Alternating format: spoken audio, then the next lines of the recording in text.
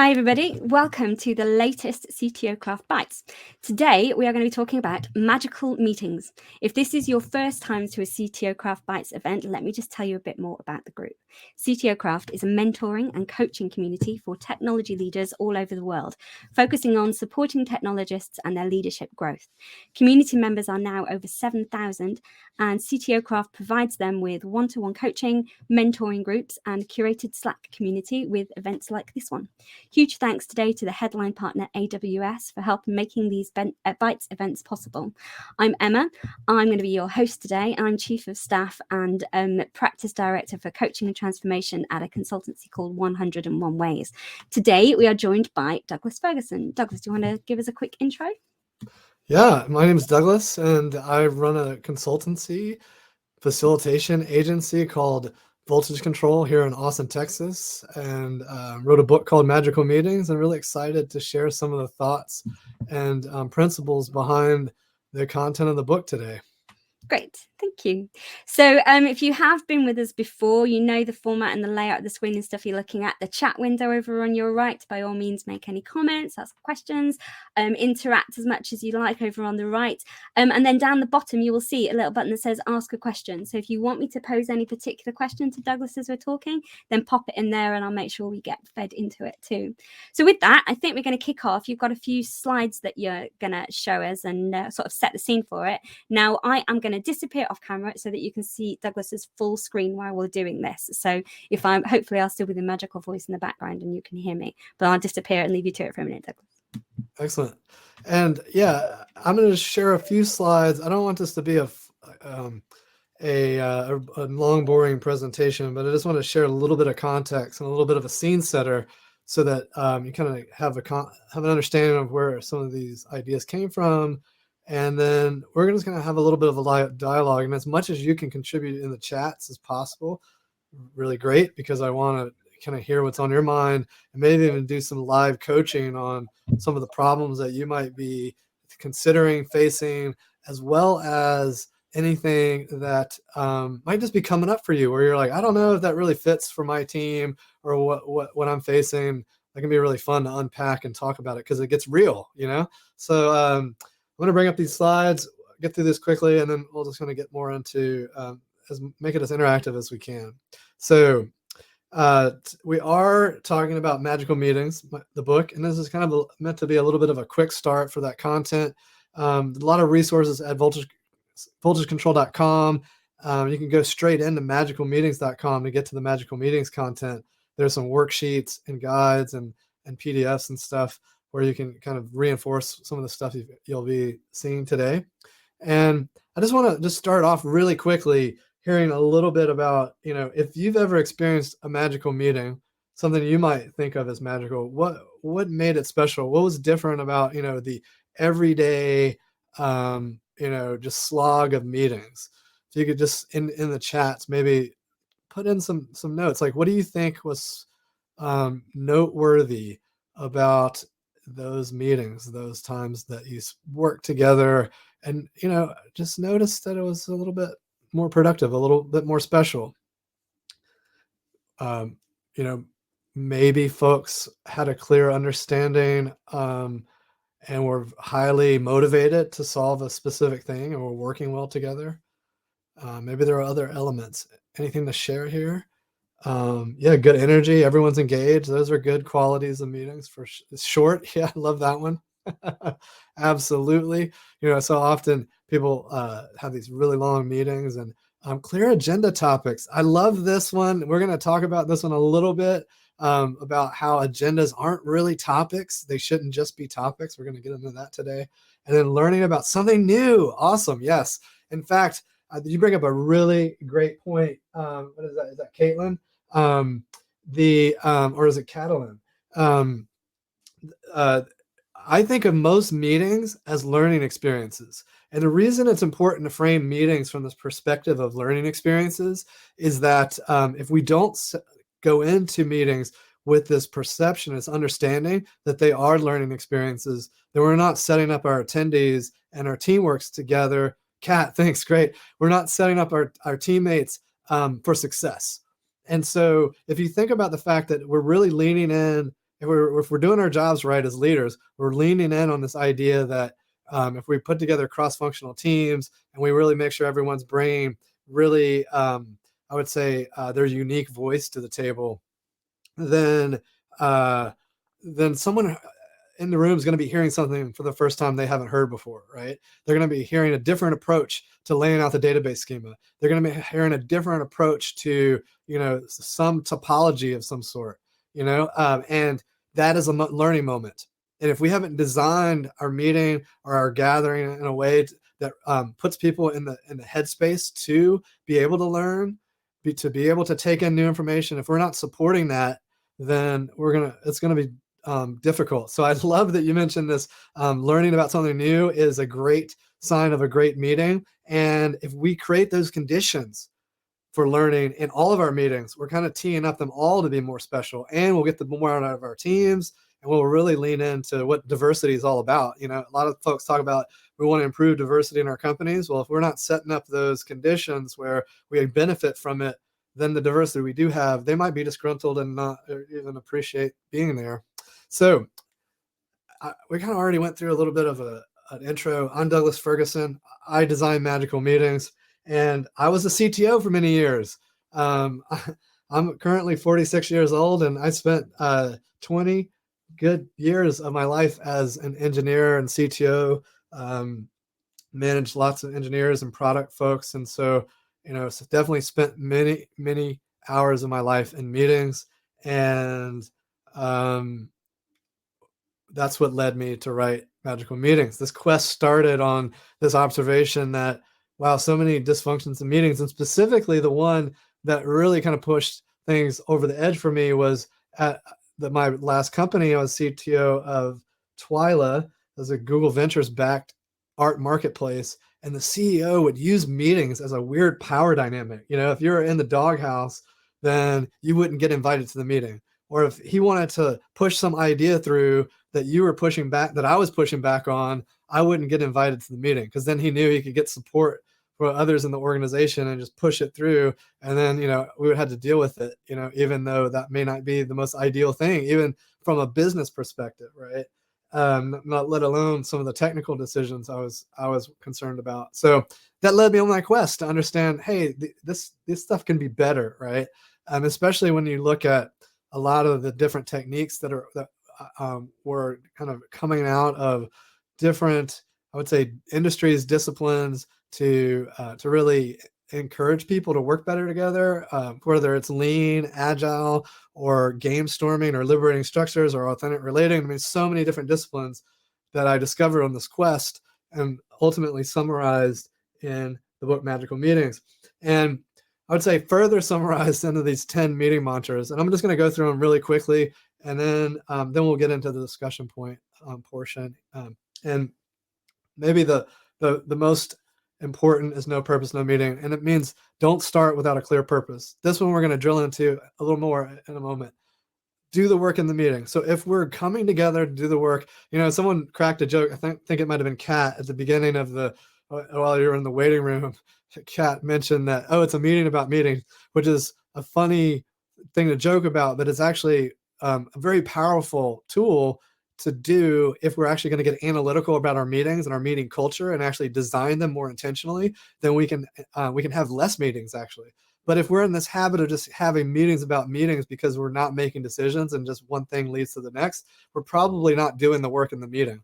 So how can we bring prototypes? How can we actually open up an IDE and look at it together?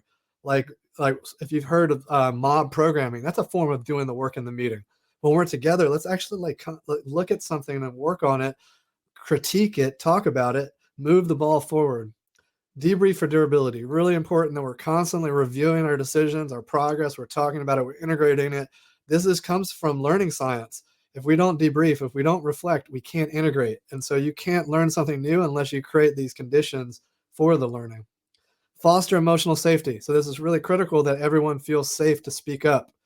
If we're talking about creating participatory moments, they're not going to happen unless everyone feels comfortable speaking their mind. Embrace the child's mind.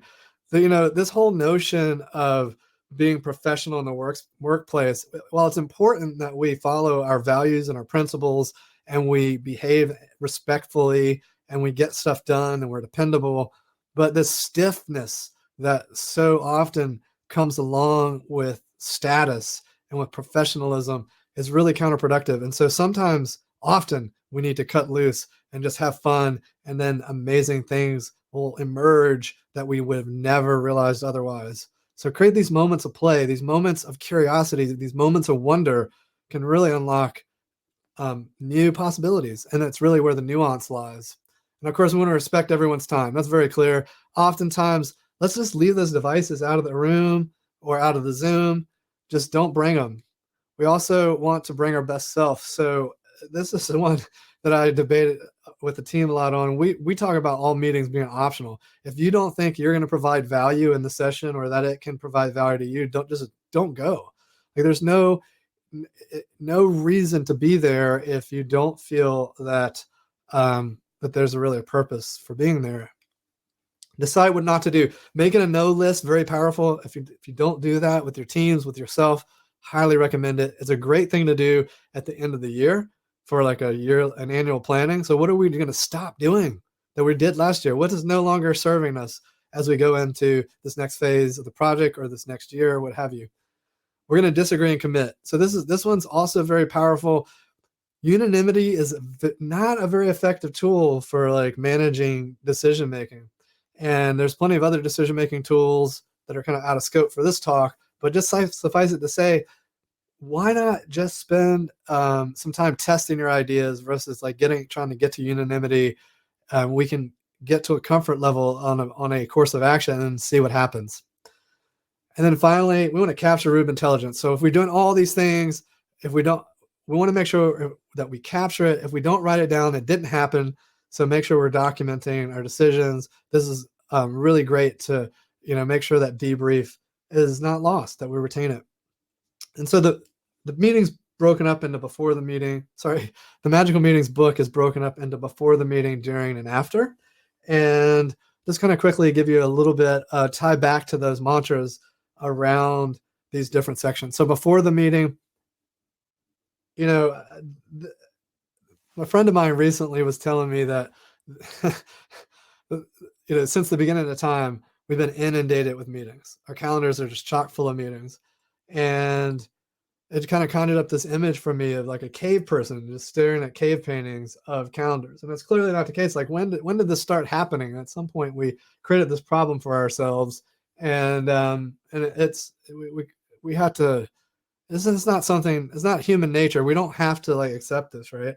And I think one way that we can clear our calendars is be really intentional at purpose. I think so often our calendars just get carpet bombed with meetings, and there's not really much thought into what is the purpose. So we can use this mantra around no meeting, no purpose, no meeting, to get really clear on why are we meeting, what's the intention. Let's really come to an understanding together so that everyone that shows up knows why we're there, we're more productive there. And then we can also get rid of it. If we're doing something every week that really is not serving a bigger purpose, or the meeting's purpose seems very thin, then maybe we can't justify it. Maybe the cost of that meeting is not justifiable. We have a meeting template here as part of the Magical Meetings templates that are discussed and described in the book, that allows you to kind of assess the meeting that you're having. And the purpose is a big part of this. And one of the questions on this template is this idea of, can we rename the meeting based on its purpose? And so that's really profound, because if you think about getting clear on the purpose and like why you're doing it, then that can allow you to think about, hey, how might I communicate this meeting in such a way that people immediately know the purpose? So if you look at your calendar, I guarantee you, like, especially if someone else were to look at it, right, and they just the names of things, they might just say meeting, one-on-one, meeting. There's just these real generic titles of meetings. And maybe you have context because you remember, oh, this is a meeting with Susan and we were last talking about X. But how often is that wrong or slightly out of sync with what Susan's thinking about your meeting on? And how amazing would it be if those titles really kind of allowed you to understand the purpose? And so renaming these meetings can be a great way to communicate the purpose and make it really clear so that we're aligned. So during the meeting, question commonly asked is, with all these meetings, how do we get stuff done? Well, what if instead of waiting after the meeting, we actually did the work in the meeting, right? And this is really about prototypes, and just encourage you to think about how you can prototype anything. And by prototype, I mean, what is the quick, early, simple version of something, or like a way we can answer early questions about a thing we're building or the thing we're working on. And so let's say we have to do a pitch deck for our company, right? And we want to prepare for this pitch with investors because we're going to raise some funds. Opening up Google Slides or Keynote or whatever it is we like to do our presentations in, and have it open in the meeting and like working on it together, that's a lot different than just like talking about what we're going to do, or even someone taking notes about what we're going to maybe do, and maybe they're sharing the notes. Totally different than us leaning in and starting to create the thing. Maybe instead of taking notes, maybe we create an outline in Google Sheets. If we're talking about anything that we might be building, what is the early version of this thing? What is the skeleton, or what is it that we're talking about? Maybe even just bringing up a screenshot of the thing and putting notes and annotating it. Very, very powerful to use prototypes. And we've got a template here that we call the Take 5 method. This is a really fun way to bring kind of this prototyping mindset into meetings. And you basically just propose a prompt to your team and say, hey, what is your vision of how we would approach this problem or this thing, or how do you imagine we would do whatever, solve whatever thing is in front of us, this opportunity, this challenge. And then each person has a square on this little matrix, and they sketch out something with images, text, icons, etc. And then after about 5 or so minutes, just kind of putting together a little bit of a collage of their thoughts, then each person goes around and shares. Really much more powerful than it might seem. Very simple, but if they are taking that moment to like collect their thoughts, put together where they think they could go, and then we share out, now we're seeing this really amazing array of different perspectives that then we can start to integrate together into a much bolder solution than we would have gotten if we would have just kind of slowly put something together like a Mr. Potato Head. Finally, after the meeting, so the question is often, now what? And I always like to come back to the debrief for durability. And, debriefing can happen along the way, especially if it's a longer meeting or workshop or a series, right? We want to make sure we're integrating these different thoughts and these different ideas so that people are like not getting lost or stuck. But certainly at the end of the session, we want to make sure that everyone has an opportunity to reflect on everything that happened, integrate it, and then put it into action. And so naturally, if it's a 30-minute meeting, maybe that's only 5 minutes, but you definitely don't want it to be that classic rushed, like, okay, let's jot down some action items. How do we make sure we have a really reflective moment so people kind of look back and do think, so what? What does this mean for us? What kind of commitments might I make, et cetera? And so probably one of the most powerful ways to communicate commitments is through narrative.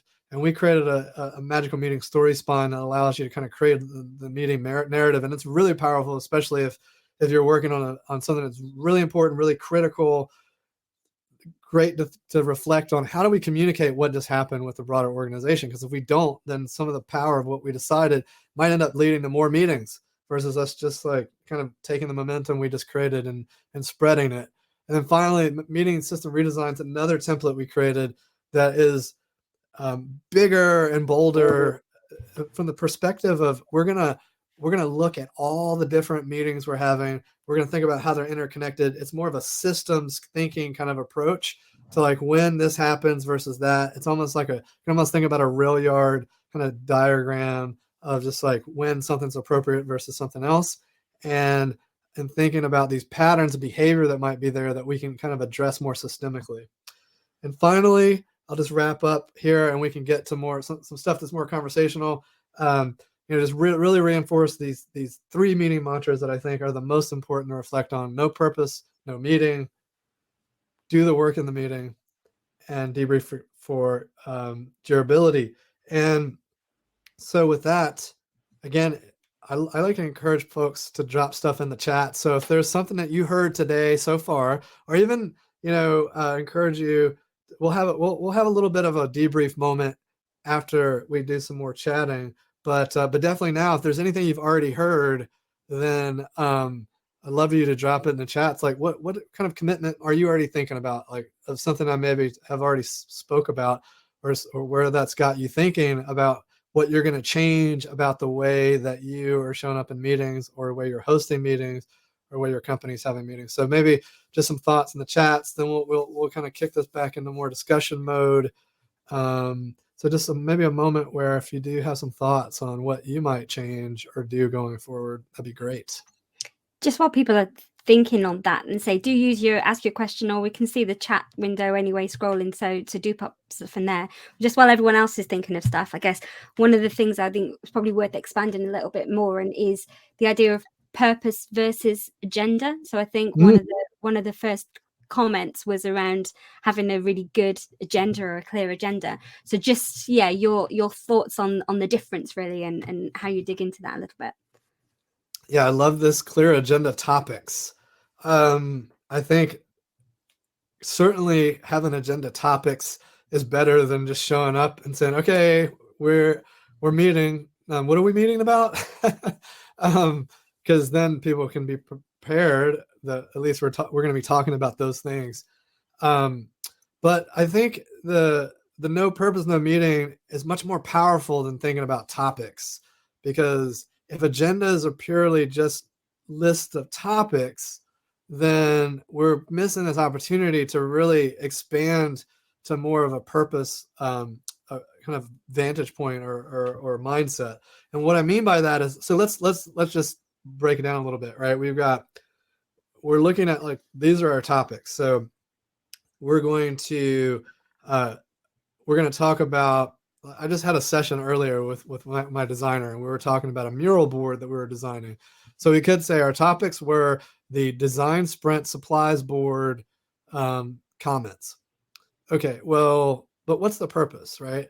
Well, the purpose is to make sure that we're aligned on what's left to finish to get this thing out the door, and that we ensure that it's high quality, and we make sure that that it's done in a timely fashion, right? And because on one level, you could say, well, if you really just want to align, then couldn't you do that asynchronously? Because we could probably just throw some comments back and forth, right? I was concerned based on some of the dialogue we were having, asynchronously, that, hey, I think we might have some synthesis that needs to happen so that we both like align and a little more deeply than what was happening asynchronously. So that was, to me, the real purpose, right? The topic, the content was this board, but the purpose was to make sure that we got to that cohesion. And so if we're thinking about purpose, it's really powerful because it can help us understand, hey, could this be an email? Could this just be some comments on a Google Doc that we're throwing back and forth? Do we really need a meeting here? Also, topics have a way of, like, we can always brainstorm topics, but the purpose can help us identify, should we even do this? Is it a good use of our time? What's the business value of expending this energy? We often use what we call the so what test, as in you could go through a list of topics and it's like, okay, you've looked at the comments, and it's like, so what?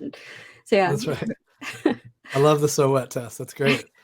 And like, Kat was making an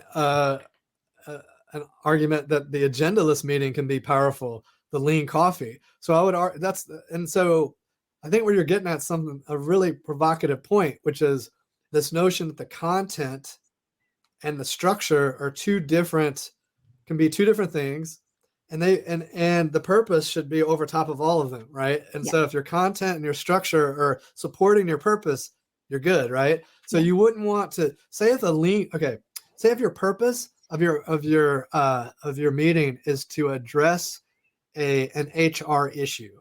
Let's say someone on your staff is having really having a really hard time around performance or around attitude or whatever, lean coffee is probably not going to be a good tool for that conversation. But it's probably not a conversation that can happen asynchronously. But you understand the purpose of that conversation is to address that quickly so that it doesn't lead to more dysfunction, right? We need to do it swiftly. We need to do it intentionally and with compassion and care. And so that those needs, that purpose is going to drive decisions on how we structure it, how we approach it. Actually, it's one of the things I was going to dig into as well, which is probably a good segue into it, is I guess the facilitation of those meetings.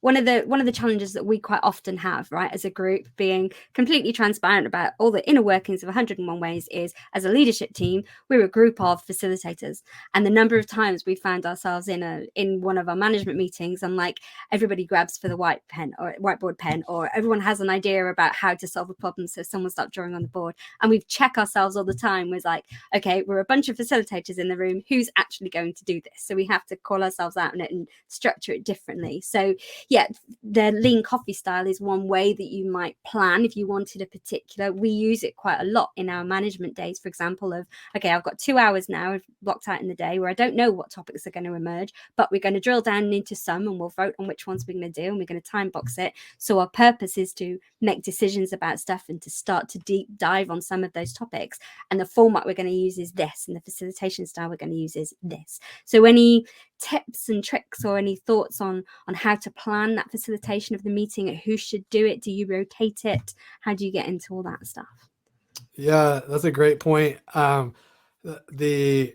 think clarity is important. So everyone should know who's facilitating ahead of time, and the facilitator and the participants, because that is one of those I would say expectation setting, scene setting, context setting types of activities that if we don't do them ahead of time can lead to, I would say, dysfunction. Because if folks show up expecting one thing to happen and something else happens, that is generally what will make things go off the rails.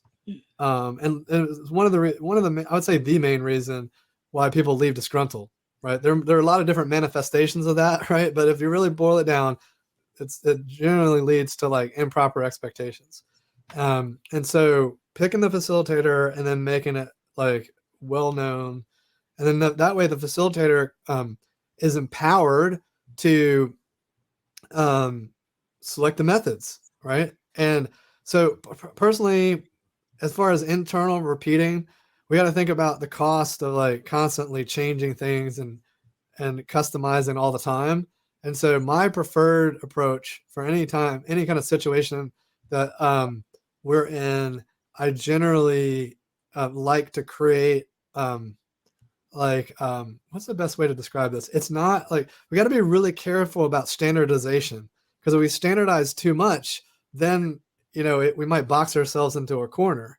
But I really like the idea of creating really easy to use modular things that we can repeatedly use, but then create a culture where if one of those things is not the right thing, then go do something else, right?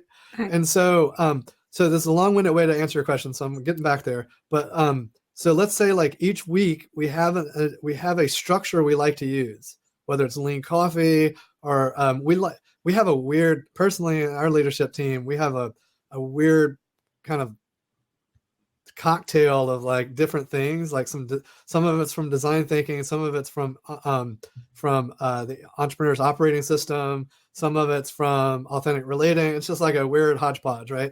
And we do that fairly regularly, and we rotate our facilitators. So each week someone else will be facilitating, because we also have a lot of facilitators on the staff. And so it's nice that everyone kind of shifts around. And then sometimes, based on what we're doing that week, the facilitator might opt to go do something completely different than what we normally do, right? And I think that's an important cultural thing, even outside of meetings. Like, let's make it easy for people to do things. But then if whatever we're doing to automate or to standardize to make things easy doesn't work in a particular scenario, we should give them the freedom to like not do that. Yeah. Okay. I also wanted to go back, and everybody else, I know I'm hogging the questions, but do drop questions in chat and things. Just wanted to go back as well on purpose for a minute, in that so I rant as well about meetings, and probably people have seen me do it as well on LinkedIn in the past. One of the things that that I became really clear on a few years back when we were thinking this stuff through was I guess the confusion that comes about if there's more than one purpose. Like if my purpose out of a meeting is actually I need a decision, we need to come together and we need to make a decision, but also at the same time I want to really discuss and generate ideas about something else. We don't have to get a decision on that. It's just some idea generation, and I really want to align people and just keep them focused on this so that everybody knows what they're going to do for the next month or whatever it may be. It's a very different hat that you wear. It's a different mindset, whether you're in decision-making mode or if you're in creativity mode or whatever it may be. And so I've found it really hard to get people to do more than one thing in any one meeting. So how do you balance that out? Do you I mean, I've got to the point where I literally have we're going to have a meeting on this purpose, and if you need to talk about something else, we'll have a different meeting where you can have a break and switch heads and get into that mode as well. But yeah, any thoughts on that? Yeah, I think it always comes down to how much time you have and the complexity of the outcome you're looking for. Because there's kind of a funny little relationship with purpose and outcomes, right? So because the purpose is why you're coming together, the forcing function, right? The driver, and that might lead to different outcomes you're seeking, right? And they're generally correlated, right? But there might be a broader purpose that you're driving to. But in this session, these are the deliverables, the product, the output we're going to have from this. And so we got to be really careful, especially on that product piece. And I think that's what you're speaking to, right? Like, are we really going to generate a bunch of ideas and generate decisions too? Do we have enough time to do that? And I think that's what really separates novice facilitators from master facilitators, is this understand, amongst other things, but one parameter is this ability to understand how long it actually takes to do things. And I find that junior facilitators are more likely to be aspirational around we can do all these things. And you look at so my number one piece of advice to young facilitators is, when you make your agenda, just take something out, because you probably don't have time for everything you wanted to do. Just especially if you're crafting an arc of activities, just pull something out. You probably don't have time for it. But it also depends on if we're talking about a full day workshop, half day workshop, or a 30-minute meeting, right? Because often in these full day workshops, we're thinking about an arc, a narrative. We're looking at the flow of activities and how they thread through. And so often before making a decision, it's really helpful to think about ideation. How are we going to make a good decision if we don't just explore all the options and then look at the options through the lens of what's the criteria that's going to drive a good decision?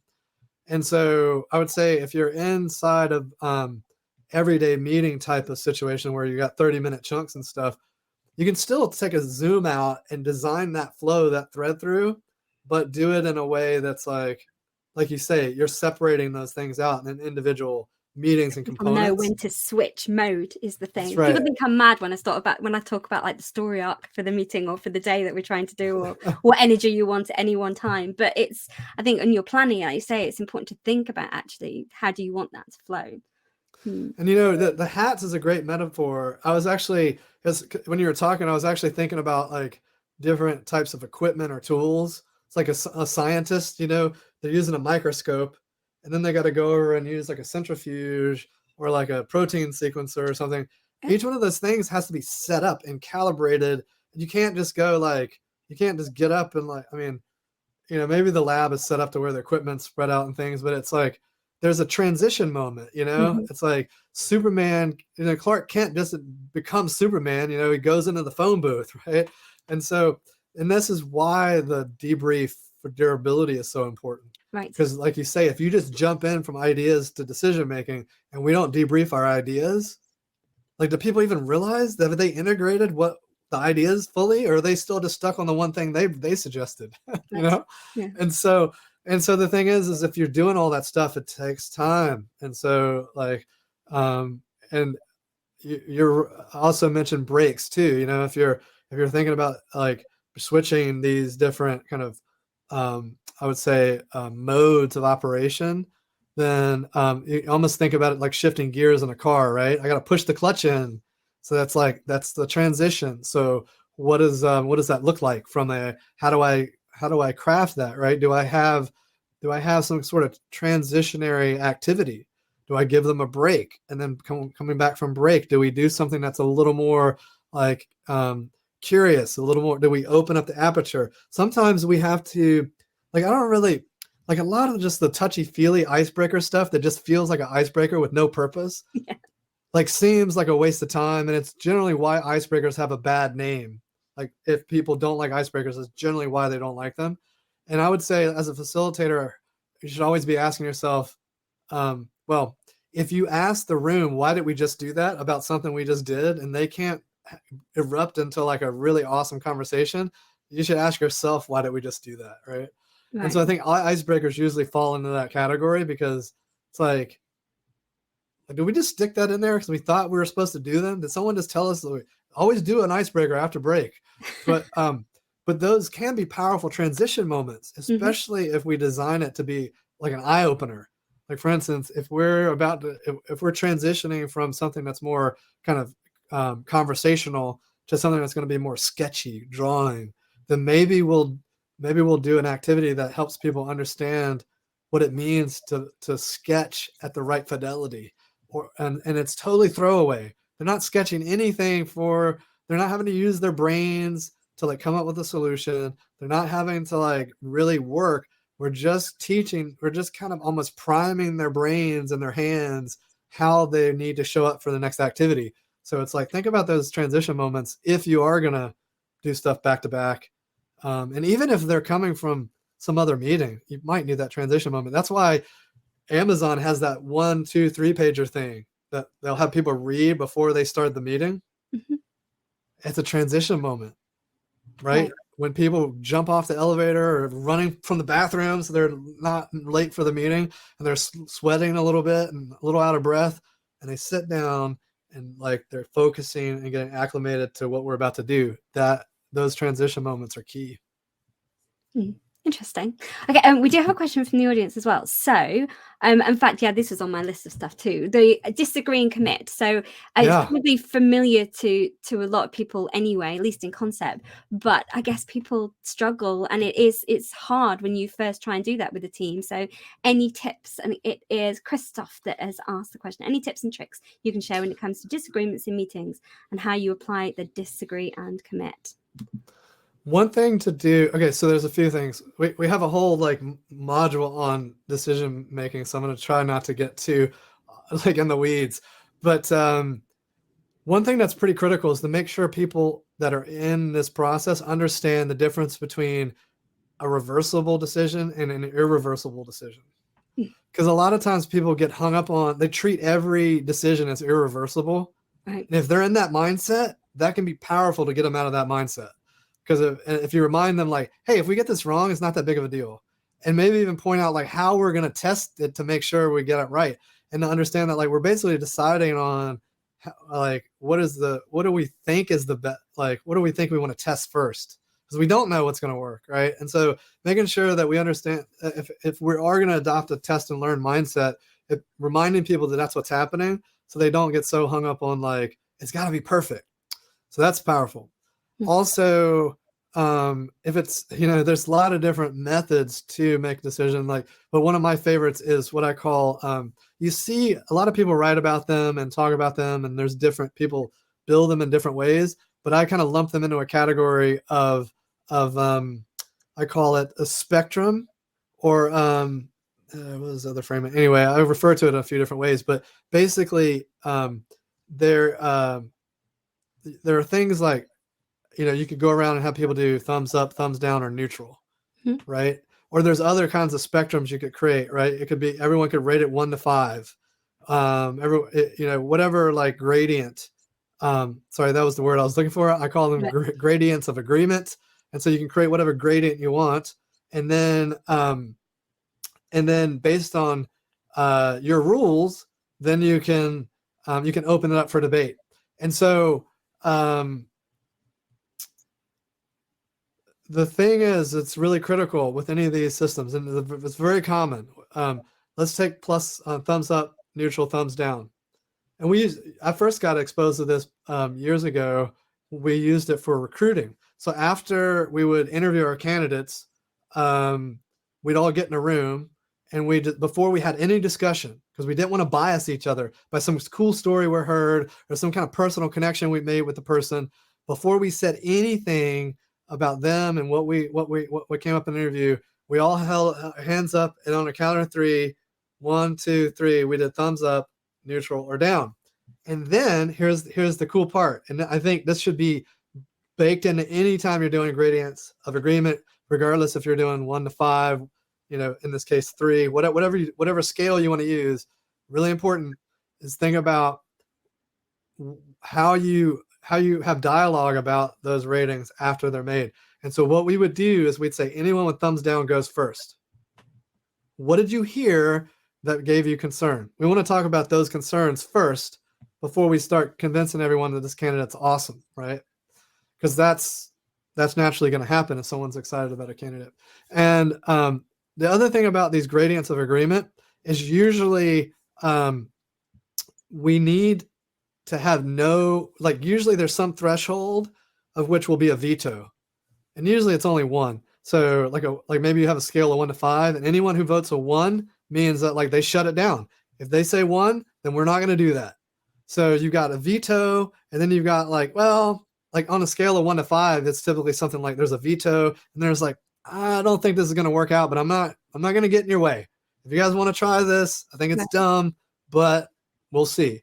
And then 2 is I don't know. I don't even know if I have my head around it, but let's see, and then it goes up to where it's 5, where it's this is the bee's knees. This is going to be awesome. Let's do it, and so always have a veto level in there. And that's how you get around all this endless debate. You give people the power of the veto, and then we allow them to express the fact that they're not totally excited about it. And then another thing you can do is if everyone rates it as a 2, then we probably shouldn't do it, right? No one's super jazzed about it. Yeah. So those distributions can be telling as well. I guess there's something about stopping I like the idea of a veto, but those 2s, I guess what I would really want to do, I'm thinking obviously in terms of leading an organization or thinking of the group of people that have just put a couple of 2s in there, express it. And okay, you're not super, like you say, you're not super hyped about it, but okay, let's give it a go.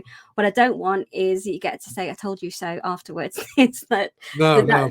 Yeah. You've had your say, we've agreed this one to go. It's what we're going to do. So that comes into the disagree and commit. So yes. That's right. Yep. And also, it comes back to the other point I was making around the mindset, because the I told you so's don't happen if we have a test and learn mindset. Yeah. If we all know that the whole point is let's go find out if this is a good decision. And then it should be celebrated that we found out. Exactly. Then we found out. Yeah, it's all good. There's no need to say I told you so. It's oh yeah, that didn't work, did it? And what do we do now? Yeah. And so I think that's just that can be achieved just systemically by setting up those norms. Okay. So we've got about 10 minutes just over. If anybody else has any more specific questions, I wanted to ask as well about the difference. Obviously, we're remote now, which is great in some ways, in that you're in Austin, Texas. I'm in Western-super-Mare in Somerset in England, and we would never get a chance to chat probably if it wasn't for all doing this remote. But how you see the difference in all the remote meetings that are happening now? Has it impacted anything? Do you change anything in the way that people plan those meetings, or particularly with the principles and the rules that you put around what a good meeting is? Have you seen much change, or people approaching things any differently? Yes, absolutely. The short answer is yes. The one thing I will start with is we get approached so often, definitely a lot more. It's definitely dipped a little bit because people are getting more and more comfortable with, the virtual tools and whatnot. But I would say definitely throughout 2020 and early 2021, a lot of people were coming and asking about hey, teach us how to have virtual meetings, teach us about virtual facilitation. And my first response is always like, well, I'm happy to do that and we can help you.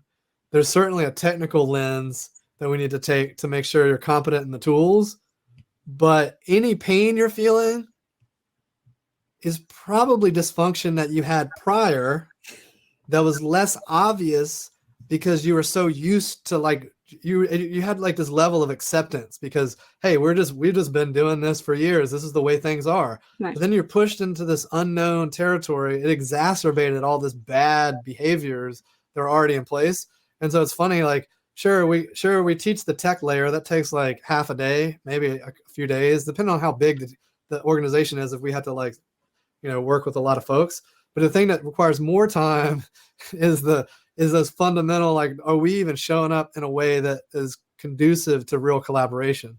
That's the ticket, like making sure people are focused on those types of things. So, because if you notice, a lot of the mantras, none of the stuff's really hyper virtual focused, even though doing the stuff virtually matters. A lot of this stuff is pretty well trodden path at this point, but people talk about Zoom fatigue and things. I mean, just even thinking about how you feel after a 1 hour, 4 hour session, how drained you feel after being on video. A lot of that has to do with seeing yourself. You don't typically have mirrors in conference rooms. Also, there's a lot of psychological research around people being so close to faces and things. Like everyone's in your private space. Yeah. Right now, I can touch the screen that's in front of me, right? And we wouldn't be sitting that close if we were in a room together. And I think also it's just the serendipity of some of the interpersonal like connections and things are the stuff that I miss the most. The travel logistics are nice, not having to worry about being able to meet more quickly. So we don't have to, before we'd had to plan 2 weeks out just to get the flights and the rooms and the venues. And now people are, for better or worse, people are like, hey, can you do a session next week? And the thing is that, that can be fun and liberating to bring folks together. But then we're kind of still restricted by some of the technology. I've been we've been doing some experimentation with meetings in VR with 3-dimensional audio where, because, Zoom breakout rooms are great, but they're not as fluid. Like when I was in the room, I would say, okay, everyone make pairs. Now I had to have an assistant, or I'm sitting in there making pairs. And of course, Zoom doesn't have a shuffle button, right? I used to say, okay, everyone make new pairs, and they would make new pairs. So instead I had to go and like shuffle everyone around or kill the rooms, recreate them, and then they come back in and get sent back out. So the technology was built like with like some superpowers, which is great. We can do some amazing things, but they didn't really take into consideration some of the like really nifty moves that facilitators like to do. So we're kind of a little bit handicapped on some of those things, but we've found workarounds and, we make them work. But I think it's those moments in the room where we're working with the energy and kind of, doing those things that are a little bit harder to recreate.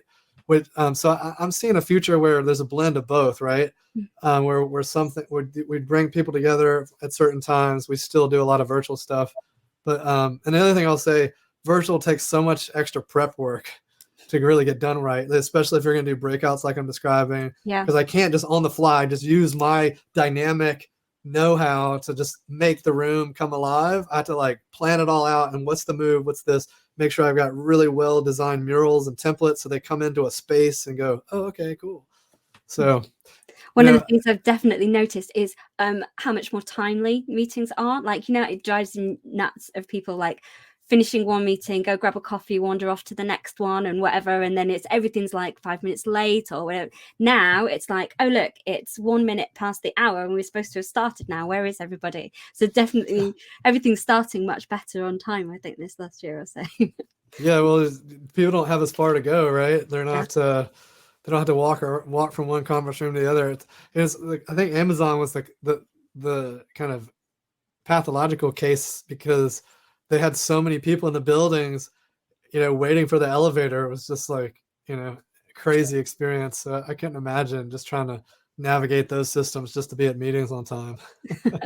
On the flip side, like you say, as far as Zoom fatigue, I've literally been back to back for 10 hours of calls so far today. So tomorrow's not going to be like that. But that's the other side, is like you say, it's quicker to just finish that call, go straight into the other one as well. Okay. We've only got about 5 minutes or so left. Have you got any... When has it not worked? When have you got any war stories? When has it been really hard? Where have you struggled? Tell us something when it's gone really wrong. Everybody loves a horror story. Gosh, there's so many, that's where you learn. Like, I think the learning comes from all the scars, and it's part of the reason of it's kind of funny. A lot of times, like books, like business books, will have some of those horror stories or even success stories, but my publisher was very adamant about no stories, like, because this series is all about the tactical, like, just how do we get this? What are the recommendations? What do we do to make sure everything's super actionable? And so we didn't we didn't really pull together a lot of things for that. But I will say that just off the cuff, what comes to mind is, the pattern is that always the lack of those expectations. And so we were doing a workshop for a client. This is not that long ago, a virtual session, and it was a rush job. So they were like, "Hey, can you do this?" And we're like, "Okay, I think we can probably make it work."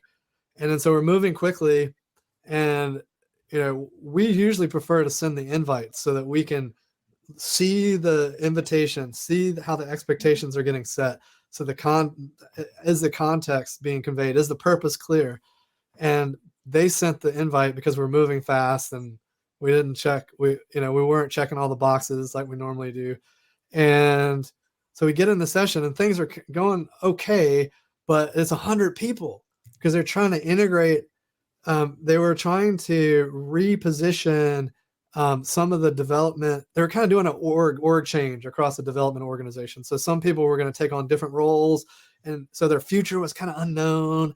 And then when things are unclear and unknown, people get fearful and they're like, "Am I going to lose my job?" And it's like, wasn't anything about any of that. It was they really wanted to like create space and hear from people, but the fact that the people, the boots on the ground, the frontline people, that wasn't clear to them, they came with a lot of fear and uncertainty.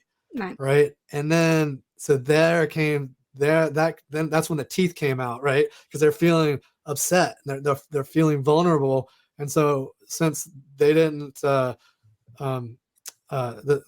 environment wasn't well understood, and it wasn't a moment of cultivating that allowance for their vulnerability, then it came out more as negative stuff, right? And so after the session, we were doing debrief with the team, and my facilitator was really, really upset because he thought that he had messed up, But the more and more he told me, I was like, "I think you did fine, but let me just kind of look into this some more." And I was super grateful, because sometimes when stuff like that happens, the client will throw you under the bus because they don't want to admit that there's emotional safety issues. They wanted to say, "Oh, you ran a crappy meeting, you ran a crappy facilitation," and it was really amazing to see them be humble and realize that, "Hey, wait, our people showed up bad because we didn't help you set this up well." And it's like, "Oh wow, cool!" Like they got it, right? And so now we can do deeper work on getting into repairing some of the cultural stuff that's there, making sure people understand, like, and their fears are heard, and we bubble those things up. But man, I tell you, those moments, like, it doesn't, even if it's going to work out down the road, it's like, whoo, like the sweat running down the back of your neck, and you're just like, "Oh, this person's being like horrible, and I can't hold it against them because they're just like, that's the outlet for these emotions that are coming at them real fast. And it's not about me, and it's not about what I'm trying to do, because I'm just come in to help the situation, and it's just happening. And I just need to, you just gotta like be centered, and like, it was like the Kung Fu folks say, like, push it into Mother Earth." So like, let it come and just push it in. God, I think everyone's got a lot of more practicing of them, like you say, the learning moments, shall we say, Yes, when it yes. doesn't go good. Okay, I'm about to wrap up. I'm just going to post into the chat contact details, if that is it, for Douglas and myself. I don't know if you're on the CTO Craft Slack channel already, Douglas, but you'd be welcome to join, and quite often have people that carry on conversations and stuff if there are any more questions.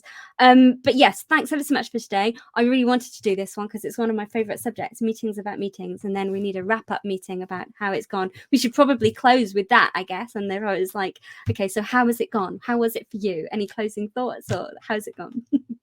Oh yeah, no, it's yeah, now we're debriefing. This is great. I love it. I enjoyed it. It's always fun talking with moderators that clearly have put some thought into this work, and the questions were fun. I enjoyed hearing from folks these very, very thoughtful and specific questions. I would just hope that I sparked some ideas on how you might take this stuff back to your teams and your cultures, and hopefully it helps improve some portion of your day. I've really enjoyed it too. In fact, I'm going to go and get the book because I think I'm going to spark off loads of it. It's proper up my street. Right. I was just let people know that the video of this is available for anyone that's registered as well. So it should be available long after we've finished broadcasting. And other than that, thank you very much. Cheers, Douglas.